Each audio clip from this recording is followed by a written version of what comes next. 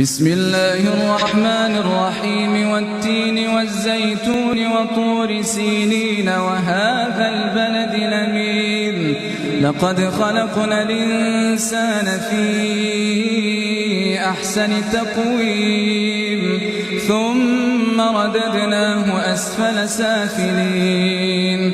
إلا الذين آمنوا وعملوا الصالحات فلهم أجر غير ممنون فما يكذبك بعد بالدين أليس الله بأحكم الحاكمين بسم الله الرحمن الرحيم اقرأ باسم ربك الذي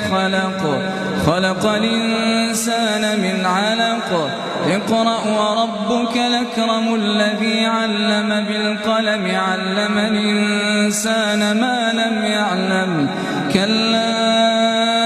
إن الإنسان